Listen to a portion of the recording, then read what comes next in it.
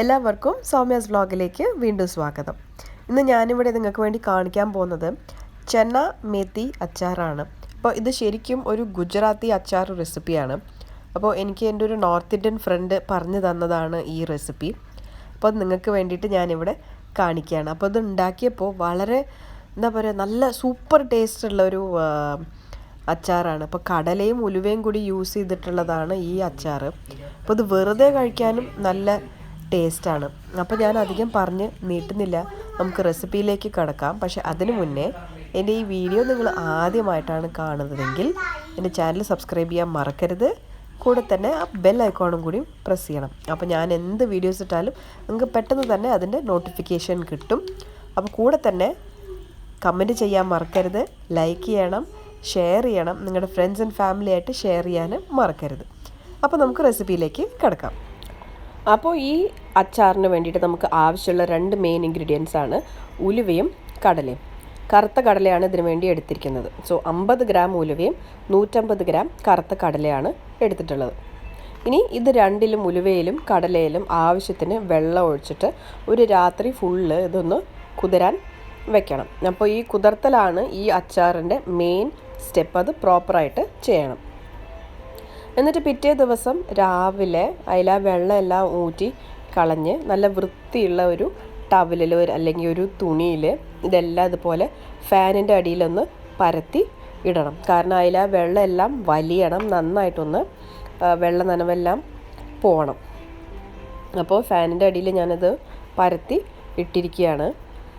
അപ്പോൾ ഒരു കാര്യം നന്നായിട്ട് ശ്രദ്ധിക്കണം, ഇതിൽ ഒട്ടും വെള്ള നനവ് പാടില്ല, അത് നന്നായിട്ട് ഉണങ്ങണം. അപ്പോൾ ഫാനിൻ്റെ അടിയിൽ ഇതുപോലെ ഒരു തുണിയിൽ ഒന്ന് പരത്തിയിട്ടാലേ ഇതുപോലെ കിട്ടുള്ളൂ. ഒരു ചെറിയ നനവ് പോലും ഉണ്ടെങ്കിൽ അച്ചാർ ശരിയാവില്ല, പെട്ടെന്ന് തന്നെ ചീത്തയായി പോകും. ഇത് കണ്ടില്ലേ, ഇപ്പോൾ ഇതിൽ ഒട്ടും വെള്ള നനവ് ഇല്ല.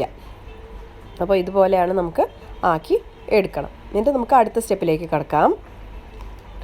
ഇപ്പോൾ രണ്ടും ഒന്നിച്ചൊരു പാത്രത്തിലിട്ടിട്ട് ആവശ്യത്തിന് ഉപ്പ് ഇടുക. എന്നിട്ട് ഇതിലേക്ക് ഒരു 4 ടേബിൾ സ്പൂൺ വിനീഗർ ചേർക്കണം. എന്നിട്ട് വിനീഗർ ചേർത്തെല്ലാം നന്നായിട്ടൊന്ന് മിക്സ് ചെയ്യണം. അതുപോലെ എല്ലാറ്റിലും, കടലയിലും എല്ലാറ്റിലും നന്നായിട്ട് ഒന്ന് യോജിക്കണം വിനീഗർ. എന്നിട്ട് ഇത് ഒരു രാത്രി ഫുള്ള് ഇങ്ങനെ വെക്കണം. പിന്നെ നമുക്ക് ആവശ്യമുള്ളത്, ഞാനിവിടെ ജീരകം, പെരുംജീരകം, കടുക്, എരിവിന് ആവശ്യമുള്ള ഉണക്കമുളക്, കുരുമുളക്. അപ്പോൾ ഈ എല്ലാ ഇൻഗ്രീഡിയൻസാണ് എടുത്തിട്ടുള്ളത്. ഇത് നന്നായിട്ടൊന്ന് ഡ്രൈ റോസ്റ്റ് ചെയ്യണം. അപ്പോൾ നമ്മുടെ കുരുമുളക്, പെരുംജീരകം, ജീരകം, ഉണക്കമുളക് ഇതെല്ലാം ആദ്യം ഡ്രൈ റോസ്റ്റ് ചെയ്യാണ്. കടുക് ഞാനിപ്പോൾ ആഡ് ചെയ്യുന്നില്ല. അപ്പോൾ അത് ഒരുവിധം നന്നായിട്ട് റോസ്റ്റ് ആയതിന് ശേഷം കടുക് ഇട്ടാൽ മതിയാവും. അപ്പോൾ ഇതുപോലെ ഒന്ന് പൊട്ടി വരും. എന്നിട്ട് അതിന് ശേഷം നമുക്ക് കടുക് ഇടാം. അപ്പോൾ ഇതിൽ നമുക്ക് എരിവിന് ആവശ്യമുള്ള ഉണക്കമുളക് ഇട്ടാൽ മതി. ഇപ്പോൾ എനിക്ക് അത്രയും നല്ല ഭയങ്കര എരിവ് എനിക്ക് അത്രയും ഇഷ്ടമല്ല. അപ്പോൾ എനിക്ക് ആവശ്യത്തിനുള്ളതാണ് ഞാൻ എടുത്തിട്ടുള്ളത്. ഇനി നമുക്കിതിലേക്ക് കടുകും കൂടി ചേർത്തിട്ട് ഒന്ന് ഡ്രൈ റോസ്റ്റ് ചെയ്യാം. എന്നിട്ട് ഇതൊന്ന് വറുത്തതിന് ശേഷം 1 ടീസ്പൂൺ ഉലുവയും കൂടി ഒന്ന് വറുക്കണം. എന്നിട്ട് ഈ എല്ലാ ഇൻഗ്രീഡിയൻസും കൂടിയും ഒന്നിച്ച് ചേർത്തിട്ട് നന്നായിട്ട് ചൂടാറിയതിന് ശേഷം ഇതുപോലെ നന്നായിട്ട് പൊടിച്ചെടുക്കണം. എന്നിട്ട് നമ്മൾ വിനീഗർ ഇട്ട് മിക്സ് ചെയ്ത് വെച്ചിരിക്കുന്ന കടലയിലും ഉലുവയിലേക്കും ഈ പൊടി ഇട്ട് കൊടുത്തിട്ട് നന്നായിട്ട് മിക്സ് ചെയ്യണം. അപ്പോൾ പൊടിയെല്ലാം നന്നായിട്ട് അതിൽ പിടിക്കണം. അപ്പോൾ നന്നായി എല്ലാം യോജിക്കുന്ന പോലെ ഈ പൊടി ഇട്ട് കൊടുത്തിട്ട് മിക്സ് ചെയ്യുക.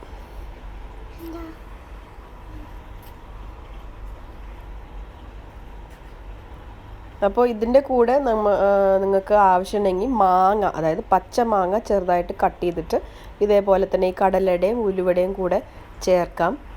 അത് വേറൊരു ടൈപ്പാണ്. പക്ഷെ മാങ്ങ ഇട്ടാലും ടേസ്റ്റ് നല്ല ടേസ്റ്റ് തന്നെയാവും ഉണ്ടാവുക. എന്നിട്ട് ഇതെല്ലാം കൂടി നന്നായിട്ട് മിക്സ് ചെയ്യണം. ഇത് മിക്സ് ചെയ്യുന്നതിലാണ് അതിൻ്റെ ടേസ്റ്റ് തന്നെ ഉള്ളത്. അപ്പോൾ ശരിക്കും മിക്സ് ആയില്ലെങ്കിൽ അത്ര ടേസ്റ്റ് ഉണ്ടാവില്ല. എന്നിട്ട് ഈ ഒരു സ്റ്റേജിൽ ഉപ്പ് പാകം നോക്കിയിട്ട് ആവശ്യത്തിന് ഉപ്പും കൂടിയും ഇട്ട് കൊടുക്കാം. എന്നിട്ട് നന്നായിട്ട് മിക്സ് ചെയ്യുക.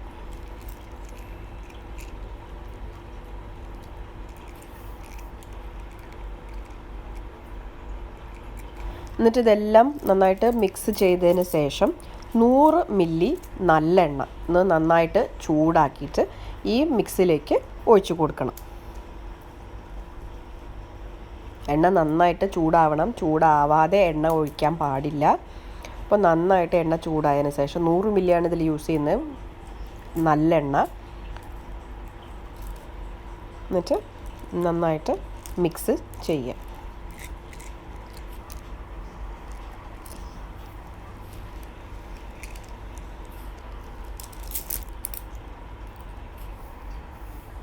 അപ്പോൾ ഇതുപോലെ ഉണ്ടാവും. എണ്ണ നന്നായിട്ട്, എണ്ണ കുറച്ച് അധികം ഉണ്ടായാലും കുഴപ്പമില്ല, കാരണം ഇത് എണ്ണയിൽ കിടന്ന് നന്നായിട്ടൊന്ന് സോക്കാവണം. എന്നിട്ട് നല്ല ഒരു വൃത്തിയുള്ള വെള്ളം ഇല്ലാത്ത നല്ല കഴുകി ഉണക്കിയ ഒരു എയർ ടൈറ്റ് ബോക്സിൽ അല്ലെങ്കിൽ ഒരു ജാറിൽ നമുക്ക് ഇത് ട്രാൻസ്ഫർ ചെയ്യാം. അപ്പോൾ ആ ജാറിൽ ഇട്ട് വെച്ചതിന് ശേഷം ഇതുപോലെ സ്പൂൺ കൊണ്ട് നന്നായിട്ടൊന്ന് അമർത്തി കൊടുക്കണം. എന്നാലാണ് ആ അടിയിലുള്ള എണ്ണയെല്ലാം മേലെ വന്ന് എണ്ണ നന്നായിട്ട് തെളിഞ്ഞ് നിൽക്കുള്ളൂ. എന്നിട്ട് ഇതൊരു 3 to 4 ദിവസത്തിന് ശേഷം എടുത്താൽ മതി, കാരണം ഇത് എണ്ണയിൽ ഈ കടലയും ഉലുവയും നന്നായിട്ടൊന്ന് സോക്കാവണം. അത് എത്ര ദിവസം ഇതുപോലെ ഇരിക്കുന്നു അത്രയും ടേസ്റ്റ് കൂടും. ഇപ്പോൾ ഇതൊരു കുക്ക് ചെയ്യാത്ത കാരണം ഒരു പച്ച ടേസ്റ്റ് നമുക്ക് ഫീൽ ചെയ്യില്ല, അത്രയും നല്ല ടേസ്റ്റാണ്. ഇത് വെറുതെ കഴിക്കാനും അടിപൊളിയാണ്. അപ്പോൾ നിങ്ങളെല്ലാവരും ഈ അച്ചാർ ട്രൈ ചെയ്ത് നോക്കണം, എല്ലാവർക്കും തീർച്ചയായിട്ടും ഇഷ്ടപ്പെടും. അപ്പോൾ നമുക്ക് അടുത്ത ഒരു ഇൻട്രസ്റ്റിംഗ് റെസിപ്പി ആയിട്ട് അല്ലെങ്കിൽ അടുത്തൊരു ഇൻട്രസ്റ്റിംഗ് വീഡിയോ ആയിട്ട് നമുക്ക് വീണ്ടും കാണാം. Till then take care and bye bye.